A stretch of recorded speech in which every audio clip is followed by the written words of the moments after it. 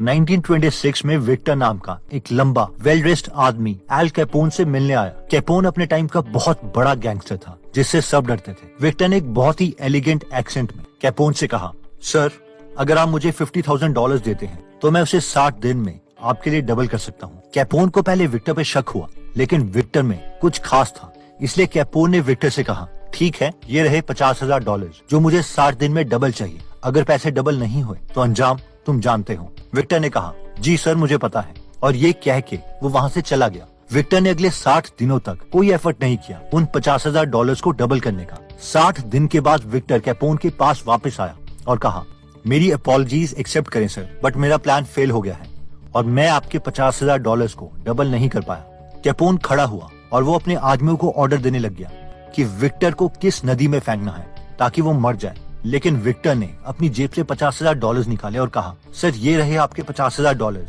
मैं अगेन शर्मिंदा हूँ कि मैं आपके पैसे डबल नहीं कर पाया। इस पर कैपोन दोबारा से चेयर पे बैठ गया और उसने कहा, मैं जानता हूँ कि तुम एक कॉन आर्टिस्ट हो और धोखाधड़ी से पैसे कमाते हो। जब तुम यहाँ पर मुझसे $50,000 लेके गए थे तो मुझे पता था या तो मुझे $1,00,000 मिलेंगे या फिर मुझे कुछ नहीं मिलेगा, लेकिन तुम मुझे दोबारा $50,000 दे रहे हो, तो इससे ये तो साफ है कि तुम एक ऑनेस्ट इंसान हो। ये लो $5,000 मेरी तरफ से, तुम यहाँ से जा सकते हो। विक्टर ने कैपोन से दोबारा से माफी मांगी और वहाँ से चला गया। एक्चुअल में विक्टर चालाक था और उसे पता था कि अगर वो किसी को अपनी ऑनेस्टी दिखाएगा तो वो उस पर विश्वास करेगा ही करेगा। एटलीस्ट कैपोन उसे मारेगा नहीं और विक्टर को $5,000 ही चाहिए थे, ना कि $50,000। इसीलिए ऑथर कहते हैं कि चालाक आदमी सिलेक्टिव ऑनेस्टी दिखा के अपना काम निकलवा लेते हैं। इसलिए ये लॉ कहता है कि use selective honesty and generosity to disarm your victim. Next law कहता है ऑलवेज बी अनप्रेडिक्टेबल। 1972 में रशिया के बोरिस स्पासकी और यूएसए के बॉबी फिशर के बीच में वर्ल्ड चैंपियनशिप चेस मैच था। ये दोनों देश के बीच में एक ईगो का इशू भी था। यूएसए के बॉबी फिशर टाइम से मैच में नहीं पहुंचा। कभी उसे प्राइज मनी कम लग रही थी, कभी उसे मैच की लोकेशन ही पसंद नहीं आ रही थी। पता नहीं चल रहा था कि फिशर चेस मैच चाहता भी है या नहीं। स्पासकी पेशेंट था। उसने कहा, फिशर की मर्जी है, अगर वो मैच खेलना चाहे तो वो खेलेगा, अगर नहीं खेलना चाहे तो वो नहीं खेलेगा। अब जो इंसान सुसाइड करना चाहता है तो मर्जी तो उसी की होनी चाहिए ना। फिशर फाइनली मैच के दिन आ गया। उस दिन भी उसने बहुत ड्रामा किया। कभी उसे हॉल पसंद नहीं आया, कभी उसे वहाँ की लाइटिंग पसंद नहीं आई।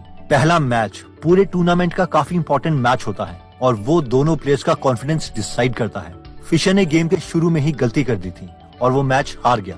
किसी को पता नहीं चल रहा था कि फिशर जानबूझकर हारा है या उसकी कोई और चाल है।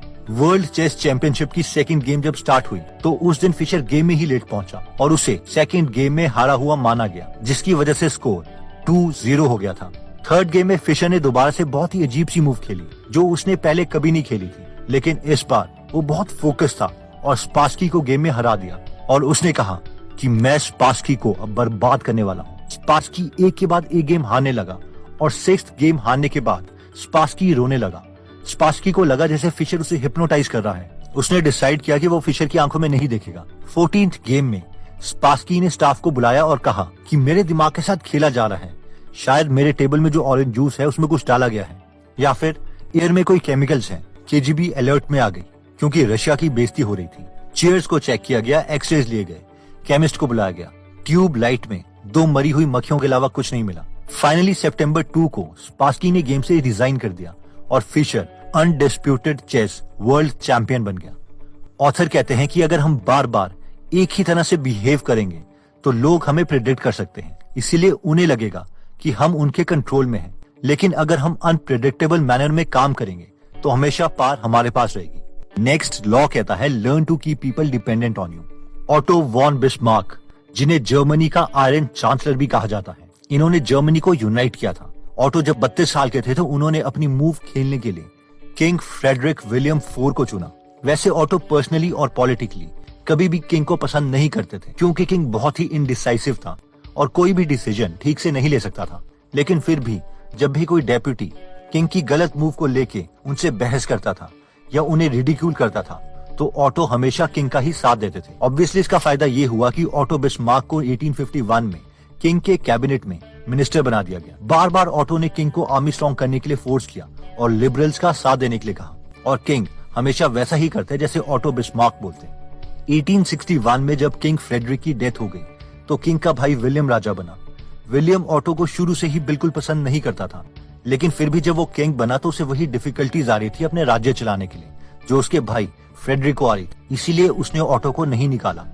अब क्योंकि ऑटो विलियम को भी उसके एनिमी से डिफेंड करता था, इसीलिए ना चाहते हुए किंग ने ऑटो बिस्मार्क को प्राइम मिनिस्टर बना दिया और 1871 में ऑटो ने जर्मनी की यूनिफिकेशन करी, जैसे इंडिया में सरदार वल्लभ भाई पटेल ने इंडिया की थी, और सारी पॉलिसीज और लॉज उसी के कहने से सेट होते थे। इन शॉर्ट ऑथर कहते हैं कि किंग विलियम ने ना चाहते हुए भी ऑटो बिस्मार्क को प्राइम मिनिस्टर इसलिए बनाया था क्योंकि वो उस पर डिपेंडेंट था। इसलिए जब तक हम पर कोई डिपेंडेंट है तो पावर हमारे पास है, वरना हो सकता था कि ऑटो को मरवा दिया जाता। नेक्स्ट लॉ कहता है when asking for help appeal to people's self interest never to their mercy और ग्रेट। 433 बीसी में पेलोपनेशियन वॉर से जस्ट पहले कॉर्सायरा आइलैंड और ग्रीक सिटी में स्टेट ऑफ कोरिंथ लड़ने की कगार पर थे। दोनों को पता था कि एथेंस इन दोनों में से जिसका साथ देंगे वही जीतेगा, और इन दोनों में से जो जीतेगा वो दूसरे दुश्मन को पूरे तरीके से खत्म कर देगा। कॉर्सायरा आइलैंड वाला एम्बेसडर पहले एथेंस राज्य में गया और उसने एक्सेप्ट किया कि उन्होंने पहले कभी भी किसी लड़ाई में एथेंस की मदद नहीं की थी। इनफैक्ट कई बार तो लड़ाई में उन्होंने एथेंस के दुश्मनों का साथ भी दिया था। कॉर्सायरा के एम्बेसडर ने कहा कि हम फिर भी आपसे मदद मांगने आए हैं। उसने कहा कि मैं अभी आपको सिर्फ एक चीज ऑफर कर सकता हूँ जिससे हम दोनों का फायदा हो। उसने कहा कि एथेंस की नेवी नंबर 1 पर है, लेकिन सेकंड नंबर पर कॉर्सायरा की नेवी है, और अगर एथेंस कॉर्सायरा का साथ देते हैं तो उन दोनों की नेवी स्पार्टा जैसी फोर्स से भी लड़ सकती है। इसके बाद कॉर्सायरा का एम्बेसडर वहाँ से चला गया। फिर कोरिंथ का एम्बेसडर एथेंस के पास आया और उसने वो सब कुछ एथेंस को गिनवाना स्टार्ट कर दिया जो पास्ट में कोरिंथ ने एथेंस के लिए किया था। कोरिंथ के एम्बेसडर ने कहा कि अगर एथेंस कॉर्सायरा का साथ देते हैं तो एथेंस के बाकी सारे अलाइज भी एथेंस पर शक करेंगे कि उन्होंने अपने पास्ट फ्रेंड कोरिंथ को धोखा दिया है। उसने कहा कि पास्ट में हमने आपके लिए जो भी किया है अब वक्त है कि आप उसे रीपे करें और अपनी दोस्ती भी हमें साबित करें। जानते हैं फाइनली कोरिंथ और कॉर्सायरा में से एथेंस ने किसका साथ दिया? वो था कॉर्सायरा, जिन्होंने पहले एथेंस की कभी मदद नहीं की थी। ऑथर कहते हैं कि एक प्रैक्टिकल इंसान कभी भी पास्ट के कामों को नहीं देखता, वो सिर्फ फ्यूचर में उसे क्या फायदा होने वाला है वो देखता है। एथेंस ने कॉर्सायरा का साथ इसीलिए दिया क्योंकि कॉर्सायरा के एम्बेसडर ने एथेंस को अपॉर्चुनिटी दिखाई कि कैसे वो दोनों मिलके स्पार्टन से भी लड़ सकते हैं, लेकिन कोरिंथ सिर्फ पास्ट के कामों को ही गिनाते रहे। इसलिए ऑथर बोलते हैं कि हर कोई प्रैक्टिकल होता है और इसलिए बेटर यही है कि हम औरों को क्या फायदा दे सकते हैं उसे गिनवाएं, ना कि पिछले कामों को। 1883 में Serbian scientist Nikola Tesla Thomas Edison की यूरोपियन डिवीजन में काम कर रहे थे। उस डिवीजन के प्लांट मैनेजर चार्ल्स बैचलर ने टेस्ला से कहा कि उसे अमेरिका शिफ्ट हो जाना चाहिए। टेस्ला ने चार्ल्स की बात मानी और न्यूयॉर्क शिफ्ट हो गए और वहाँ पर एडिसन से मिले। एडिसन टेस्ला को देखते ही समझ गए कि टेस्ला जीनियस है और उन्हें उसी वक्त नौकरी में रख लिया। टेस्ला एडिसन की कंपनी में हर रोज 18 घंटे काम करते थे और उन्होंने एडिसन के डायनामोस के डिजाइन को भी इम्प्रूव किया था। फिर एक बार एडिसन ने टेस्ला से कहा कि अगर टेस्ला उनके डायनामोस को कम्प्लीटली रीडिजाइन कर सकते हैं तो वो उन्हें $50,000 देंगे। एडिसन जानते थे कि अगर वो काम ये खुद करेंगे तो उन्हें महीनों सालों लग जाएंगे, लेकिन टेस्ला ने इसे कुछ ही वक्त में कंप्लीट कर लिया। वो इस न्यूली डिजाइन डायनामो को एडिसन के पास लेके गए और अपनी प्राइज मनी मांगी, लेकिन एडिसन ने टेस्ला से कहा कौन सी प्राइज मनी यार, ये तो एक अमेरिकन जोक था, और इस इन्वेंशन का सारा क्रेडिट उन्होंने खुद ले लिया। ऑथर कहते हैं कि टेस्ला समझते थे कि साइंस में पॉलिटिक्स का कोई लेना देना नहीं है और ना ही उन्हें पैसे और पब्लिसिटी चाहिए थी, और इसी बात का फायदा बहुत से लोगों ने उठाया और उनका सारा क्रेडिट ले लिया, और इतने बड़े इन्वेंटर टेस्ला बुढ़ापे में गरीबी में मरे। इसलिए ये लॉ कहता है get others to do the work but always take the credit, यानी औरों से काम करवाओ और खुद क्रेडिट ले लो। इससे लोग तुम्हें बहुत ही एफिशिएंट और प्रोडक्टिव समझेंगे, या फिर एटलीस्ट खुद का फायदा किसी और को न उठाने दो।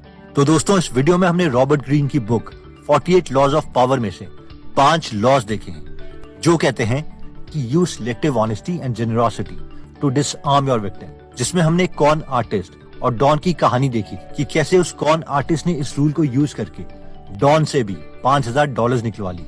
नेक्स्ट पॉइंट कहता है कि ऑलवेज बी अनप्रिडिक्टेबल, जिसमें हमने स्पार्की और बॉबी फिशर के चेस मैच की स्टोरी देखी थी कि कैसे बॉबी फिशर स्पार्की के दिमाग से खेलता गया और फाइनली स्पार्की ने मैच से ही रिटायरमेंट ले ली और बॉबी फिशर चेस के वर्ल्ड चैंपियन बन गए। नेक्स्ट था learn to keep the people dependent on you, जो कहता है कि अगर आप पर कोई डिपेंडेंट है तो ना चाहते हुए भी उसे आपकी बातें सुननी पड़ेगी और dependency will lead to par. Next point कहता है कि when asking for help appeal to people's self interest, never to their mercy और ग्रेटिट्यूड। ये पॉइंट कहता है कि प्रैक्टिकल लोग हमारी पास्ट डीड्स को नहीं देखेंगे, बल्कि फ्यूचर में हम उनके लिए क्या कर सकते हैं उसे देखेंगे। नेक्स्ट पॉइंट कहता है get others to do the work for you, जिसमें हमने टेस्ला और एडिसन की स्टोरी देखी थी कि कैसे एडिसन टेस्ला से काम करवाते रहे और खुद क्रेडिट लेते रहे। दोस्तों, अगर आपको ये बुक समरी अच्छी लगी और आप इस बुक 48 लॉज ऑफ पावर की detailed audio book summary Hindi में फ्री में सुनना चाहते हैं तो आप हमारी गीगल ऐप डाउनलोड कर सकते हैं, जहां पर 130 से ज्यादा फ्री में बुक समरीज आप सुन और पढ़ दोनों सकते हैं। साथ में इस एप्लीकेशन में आप मोटिवेशनल और नॉलेजेबल स्टोरीज भी सुन सकते हैं, जिससे हम औरों की नॉलेज से सीख के कम गलतियां करेंगे। अगर आप इस एप्लीकेशन में इंटरेस्टेड हैं तो इसका लिंक हम डिस्क्रिप्शन में दे देंगे। अगर आप हमारी वीडियोस मिस नहीं करना चाहते तो हमारा पेज लाइक करने के बाद 3 डॉट्स के बटन को प्रेस करके फॉलो के बटन को सिलेक्ट कीजिए और फाइनली सी फर्स्ट के ऑप्शन को सिलेक्ट कर लीजिए। इससे आपको हमारी हर पोस्ट मिलती रहेगी। जय हिंद।